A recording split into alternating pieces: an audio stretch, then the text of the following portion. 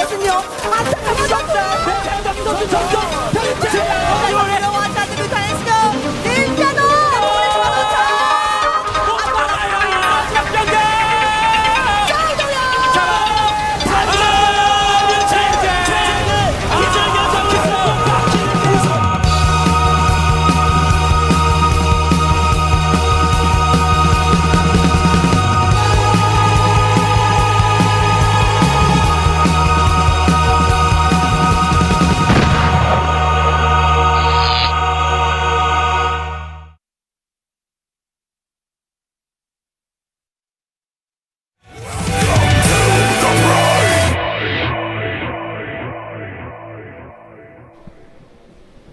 Alright guys, welcome to the Arena of Legends. This is the King of Kongs.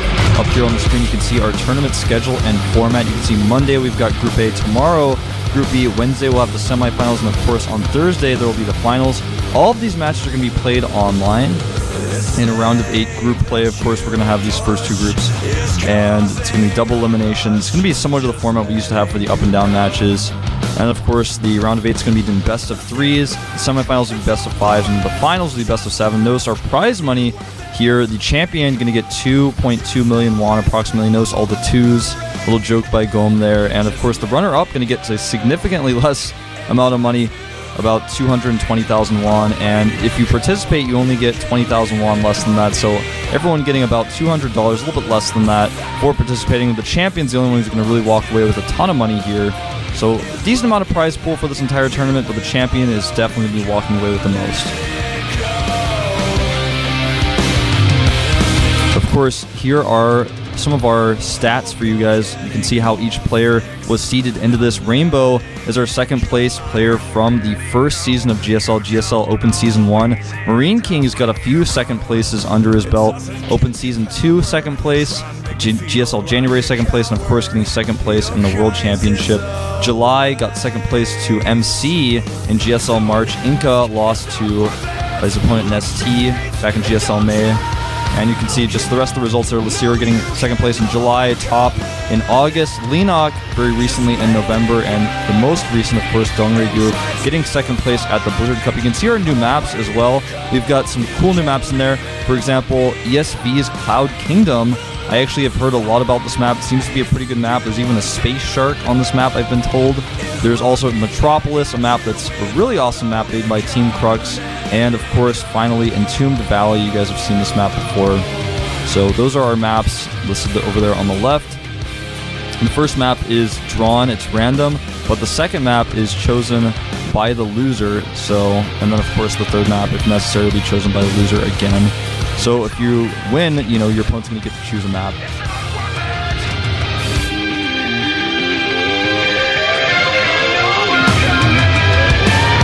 And here we go. You can see exactly the order of the matches that are going to be played today. It's going to be Leenock against Top first on Metropolis.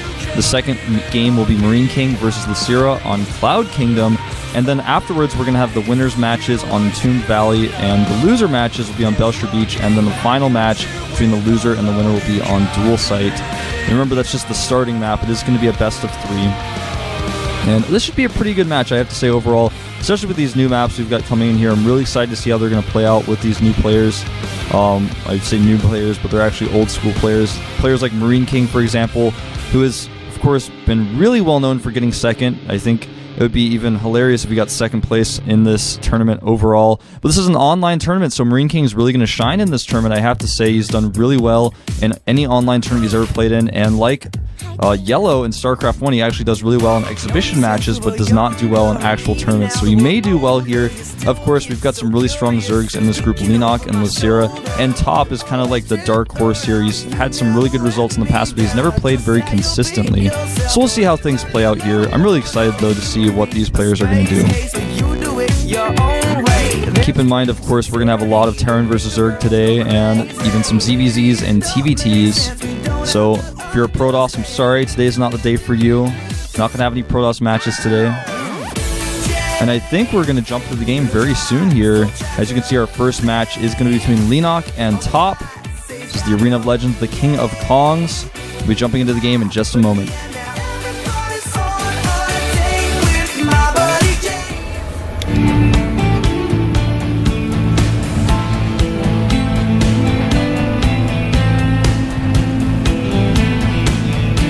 All right, down here on the left side of Metropolis, our Zerg player from the team FX Open, he is Leenock. And over here on the other side, our player from the team OGS is OGS Top on the right side of Metropolis. As you can see, this map is relatively large. There's 2 watchtowers in the middle, and it's our newer map. It's a pretty cool map. I've looked at it a little bit. It seems like the macro on this map is going to be quite easy. It's very macro oriented, but it's not quite as easy as a map like, for example, Terminus Re was, where the third base is super free. You have a third base here that you can take. It's not extremely easy to take, but it's pretty balanced, I have to say. It's a cool map. I really like the design. You can even see each starting location has a little logo for what player you are. So you guys can't see that, but as you see under the command center, there's a little logo there. It's pretty cool. In general, the map design, I really like it. So Top's the kind of guy whose TVZ is decent. He's probably going to be doing a pretty unique strategy on this map, I would say. Not going to go for anything super standard. I think he's probably prepared something especially for Leenock, because Leenock is the destroyer of Terrans, almost more so than Dongrygu. He's been doing really well against Terrans. He did lose to Jakji in the finals of GSL November, but, you know, he's going to go hatch first here on this map. Pretty decent choice. It's pretty long rush distance between these 2 players. And right now, Top moving out with his first scouting SCV. As you can see, the Overlord scouting in the incorrect direction, but does scout close positions first. And Top, we'll see which direction he decides to scout with his SCV. Leenock taking his gas now before pool, so late pool by Leenock. And meanwhile, Top is mining gas, so we may actually see a reactor Hellion expand out of him. It's hard to say though. Top is very unique in his playstyles. Could be anything. And here comes the SCV now. See our little GSO logo there. And comes in here. Does see the hatch first. Will come into the main now. Going to skirt around the edge. Ooh, it decides to hide here. Very interesting technique by Top. Wants to hide his SCV until the last possible second before he goes in the scout, so he can get the most information out of this. I like that choice. And it looks like now he's going to approach. Leenock does not see the SCV. Now he sees him, of course, and the SCV comes in, does see everything. Meanwhile, there is the factory going down for Top, so despite what I thought, he is going to be going for a very standard build. He's going for the Reactor Hellion Expand on this new map. Meanwhile, these 2 Marines are trying to catch an Overlord. Looks like he's not quite going to be able to catch it. There's the Zergling speed coming out. Looks like most of the workers have been pulled out of the gas for Leenock. So he's not going to be following this up with really any high gas aggression. Overlord going to park on top of that building over there so that Top cannot see him. But Top, you know, right now he's going for this Reactor Hellion Expand, and Leenock doesn't have a lot of information about what he's doing yet. Top actually going to make his command center on the low ground and go ahead and start walling off. There you can see there's a pretty narrow choke point, so Top can actually wall this off quite easily with some depots, may even move one of those structures onto the low ground later as well to help wall that off. Pretty easy, natural to take if you're a Terran. The rocks can be destroyed later, so if you want to do a full wall off, you can destroy the rocks to help yourself get out, or, you know, your opponent may want to destroy those rocks to get inside. It's going to take a long time for those rocks to go down. And now the first real scout for Leenock is going to come in here. He's going to actually most likely see this command center. No, does not quite get a chance to see that command center. So a bit unfortunate for Leenock. This SCV is going to sneak back in here, just barely getting past the spine. He's going to know how much gas has been mined, if there are any additional tech structures. And he's going to see, actually both of those. He's going to see that there is no Roach Warren going down. He's also going to see that the gas is only being mined by 1 worker. Very fast combat shields coming out here for Top as his first 2 Hellions are about to rally out of that factory. And here they come. The Spine Crawler actually being repositioned right now. It's going to land just in time, though, to stop these Hellions. There are a decent amount of Speedlings out, so Top actually may lose these Hellions. In fact, he absolutely will. Nice surround by Leenock, taking those Hellions out like they were nothing. He's actually going to send his Zerglings now across the map. The 3rd and 4th Hellions for Top forced back. He doesn't want to try to engage those Zerglings with that few Hellions. So actually, he's going to engage them just the same. This time, microing much better. And unfortunately, though, the Zerglings are controlled too well by Leenock. They're just too quick. This last Hellion may get caught, but there are a few Marines to help out, and the Zerglings do run away. More Hellions rallying out for Top right now. He's adding an additional barracks. His combat shields are almost finished here. Leenock makes a macro hatchery, and Top continues to move out with those Hellions. Going to take control of the right side watchtower. Meanwhile, Leenock breaking some rocks to make sure he can secure that base a little bit more easily. Wants to make sure that if his opponent tries to attack that base, he doesn't have to walk all the way around. He can have a quicker path to that third base. So basically, this map is designed in such a way different than other maps with rocks, whereas you don't have to kill the rocks to take your third base, but you have to kill the rocks to make sure that that third base can be safe. A really interesting concept, very different than the way that most maps have been blocked, so that it's, you know, you're more reluctant to take a third base. And in this case, I like the way this is done. A few Hellions moving around the map still for top. Just continue to control those watchtowers. Right now, a Baneling Nest is on the way for Leenock, as well as that lair. Macro Hatch finishing up. He's got a pretty quick +1 Carapace coming out. It's going to help him against the Marine Fire. Nice little scout here by top. Sees the third base has not yet been planted. And these Hellions may get caught by the Zerglings. He's got to be careful how he engages that. That should be enough Hellions to ward them off. He's getting Blue Flame right now, so it looks like he wants to commit to these Hellions long term. Wants to make sure they're a little bit stronger. Just continue to rally those Hellions out. No siege tanks just yet.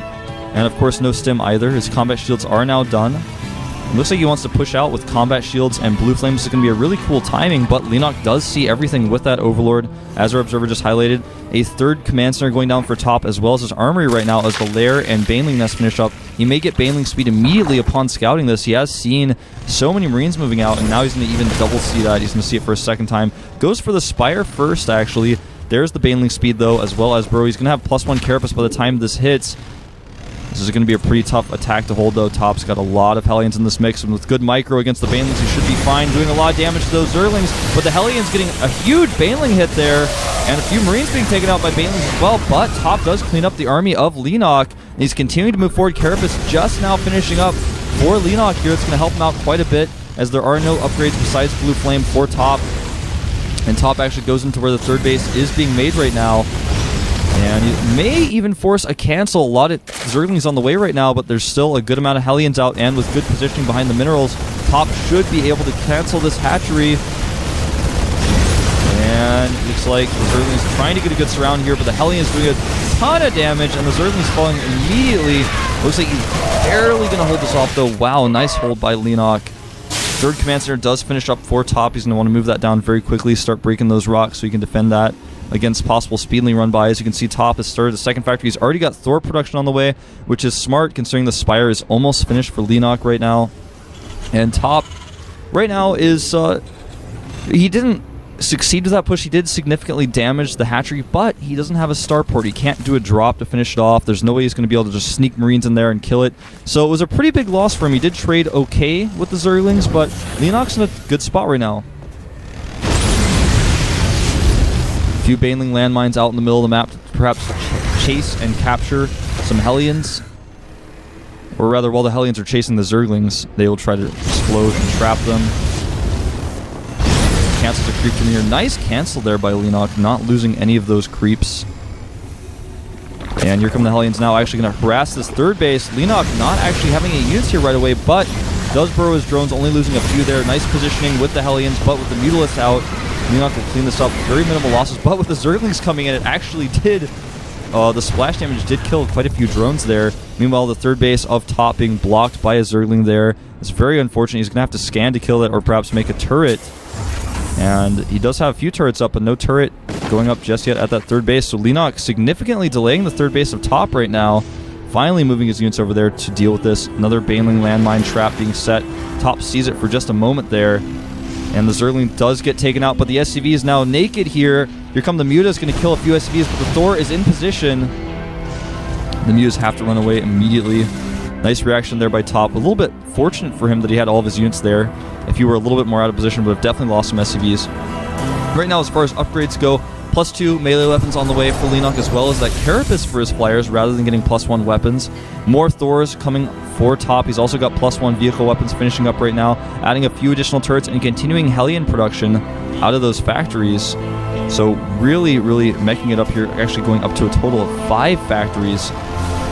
Does have that engineering bay, of course, not spinning, not researching anything. And some Banelings detonated there. Were not very effective. Turn 1 SCV by the looks of things. Leenock, meanwhile, taking the bottom expansion.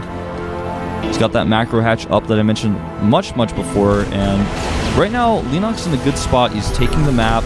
He doesn't have map control right now, but he is laying down these landmines. He's forcing his opponent to use scans rather than mules. top. He's got this very strong army, but it's very immobile. It's going to have to be together. Every time Leenock does a small counterattack like this, he has to send the army back. He's going to lose a few SCVs here, most likely. Very unfortunate for top. Has to send his entire army back. He misses a timing yet again. Leenock's getting that 4th base up, as I was mentioning. And he's in a really good spot right now. Top is going to have to make something happen here pretty soon.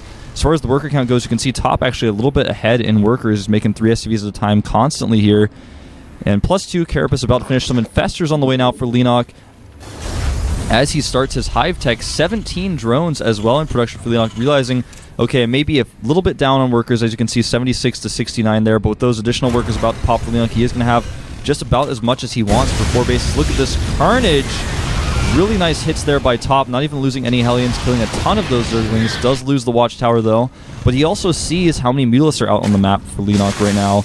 Gets a pretty good idea of what's going on. He knows his opponent has committed to Mutalisks, but he's not got that super scary number, so he's probably thinking, alright, there's some sort of tech switch going on here. He may be switching into Roaches, because he knows I'm meching pretty hard, but it's also possible that he's going to be switching into Infestors, adding some Infestors into the mix as well. Considering the composition that top is going, it's interesting that Leenock is going for the Infestors, but there's the Roach Warren, and +1 missile weapons now on the way for Leenock. It's really good to always have Roaches in your composition against this type of mech play. And just a few Marines and Thors here to help deal with these mutas, but nice control by Leenock, picking off a few Hellions, getting out there. And again, so many scans being forced by Leenock with all these tumors. Look at the supply though. Top is actually almost maxed out. Leenock's only at 150 supply right now. He's going to make a ton of Roaches here. Look at his resources. They're really stacked up at this point. He's going to make a ton of Roaches when that finishes. But right now he's engaging, killing a little bit of Top's army and forcing them to turn around again. That buys him a lot of time for those Roaches. Actually 6 Corruptors, 8 Corruptors, 36 Zerglings, and a Greater Spire on the way for Leenock. So rather than going for those Roaches to make sure he could defend this push, he's actually going to be going for Broodlords. Now this will work out for him if he can buy enough time. His creep spread is really good right now. He is going to see this push coming. He knows that there's SCVs going to be coming with it. He's going to try to make it turn around again with these mutas. There are a decent amount of turrets back here. It looks like top is actually going to continue to push forward here. His turrets are being taken out, and now his SCVs are going to start to fall. Not doing the best defense here, and it looks like he's just going to continue the push. A nice fungal hits all of the Hellions there, and a significant amount of SCVs as well, but the Infestors will fall here, and the SCVs repairing each other as well as the Hellions. The Hellion push does continue. A lot of SCVs lost, though, for top back at home. 24 Zerglings on the way. Greater Spire's almost finished, but will it be finished in time? It's hard to say. Nice surround on these Thors by the Zerglings, but remember the Thors have +2. They're going to make quick work of these Zerglings, especially when the Hellions come back to help defend, but it does slow down the push oh so minutely. Look at this drone carnage, though. The mutas are back now. The Thors are a little bit injured. Will the mutas be enough? SCVs being repaired, as well as the Thors, of course. The Broodlords are on the way. It looks like about 8 of them, but the Thors remain alive. There are a few Marines in this composition. Will the Broodlords be enough? They may very well be, but the Hellions are not going to wait. They're coming into the main now, going at those drones, and hatcheries falling left and right as more Thors rally in. Roach speed is on the way. 18 Roaches about to pop. They're all popping out on top of these Thors, rallying into them, not attacking immediately. They burrow to try to hide. The Broodlords have now been shown, and top may have to retreat here. He's already started to add starports back at home to get Vikings out, but it's looking pretty grim right now for this push. He does clean it up. Did lose a lot of hatcheries. Did lose a decent amount of drones as well. And ooh, I like this. Top during all of this sent a few Thors down to kill another hatchery. So now Leenock is, he's not mining very efficiently. As you can see in the income tab there, top has a little bit better income, but he is going to lose all these Thors here. Now Leenock has an army. Top does not. Top's going to have to worry, okay, what composition do I want to make now? Can I really remake my mech army very quickly? The answer is no, but he's going to try to do it anyways because he's already got so many factories. He's already committed this. He's making Vikings now to help deal with the Broodlords, but he doesn't have barracks where he can just get another strong army out right now. He can't even add barracks. It's too late. Now he's got Broodlords coming towards his base. The creep spread is out of control for Leenock. It's not stopping, though. He's continuing to spread that creep. Actually making a few more Banelings here, getting Evolution Chambers back up after losing the ones he lost. He's got +2 Carapace on the way for those Broodlords, of course. If he wants to switch back into mutas at any time, he's going to be able to do that as well. Just a few Roaches out here for Leenock. He has those Infestors in the mix as well. Does not have Neural Parasites, so he's not going to be able to neural any Thors, but he may be able to kill repairing SCVs. It's going to be his main goal. Of course, you can kill Hellions with those as well. I like this, keeping Banelings in the mineral line to help defend against those Hellions. And here comes the siege up with the Broodlords. Those Hellions trying to go and see if they can kill any drones, but Leenock sees them, and a speed bait will probably just put those out. Oh yeah. Nice control by Leenock, nice reaction time, taking those Hellions out ASAP. More Corruptors being made for Leenock now, as he is going to get more and more Broodlords. Top trying to use these Hellions to push Leenock back, try to scare him into staying in his own base. And for all intents and purposes, it is working. Leenock is not really committing to this attack too much. He knows he's got more bases up than his opponent. Even though he lost a lot of hatcheries, he's remaking them. And he's in an okay spot. I like this Roach block here. He's even going to burrow it, blocking that command center. He knows he's ahead economically from top. Fusion Core is on the way for top, interestingly enough. Look at that worker count, 81 to 74, so fairly even. But the army, of course, is just much better for Leenock right now. The mech army is growing. It's getting stronger. But remember, excuse me, when you have a mech army, it's got to be all together. It's got to be very strong and compact. You don't want to get concaved by a lot of roaches. You don't want to have Broodlords sieging up on your army before it can even move. And there's no element of surprise with mech, so got to be very careful about that. So top, and he's trying to rebuild that mech army, adding tanks in here. He's got another starport on the way. It's going to put him up to 3. He's getting ship weapons, getting plating for his vehicles, even getting a Raven. I really like that choice, considering that there's so many burrowed banelings around the map. He's also being denied expansions by burrow, and every time he harasses a base, the drones get burrowed. So this is a really nice choice, I think, to get that Raven out. He's going to use that starport with Tech Labs afterwards to get battle cruisers by the looks of things. I can't imagine any other reason why he would have made a Fusion Core. +3 vehicle weapons on the way for top as well. Neural Parasite, though, on the way for Leenock. And that means that he's going to be able to neural Thors if he wants to, but perhaps more interestingly, he may be able to neural Parasite battle cruisers if that becomes a big issue in this coming battle. Look at that Broodlord count. It's almost out of control, but top, he has switched into so many Vikings here. It's all going to come down to micro, considering that Leenock has a few Corruptors out. I mean, I say a few, he's actually got 13. He's got 6 Infestors, though. If a group of Vikings get fungled in the wrong way at any point in time, the Corruptors are just going to clean them up. They're not going to be able to retreat. There will be no kiting. So both players maxed out now. Top ready to switch into battle cruisers if necessary here. He's already got the Tech Labs on his starports. We'll see what... Excuse me, we'll see what happens with this coming battle. The Broodlord's moving into position, but the Vikings may spot them. Here we go, Vikings engaging against the Broodlords, but the Corruptors are in position as well. Thor's doing some extra damage over here on the right. The Infestor's way too far away to participate in this battle. The Queen's coming to help transfuse, and it looks like Leenock is getting the better hand here. Neural Parasiting some of these units, getting a Thor, getting a Siege Tank as well. The Vikings falling very quickly. The Broodlords remain alive, and the Thor doing so much damage to Top's army. Continuing to neural, and it looks like Top's army will be crushed here. Meanwhile, he has not switched into battle cruisers. He knows he can't because he lost all his Vikings.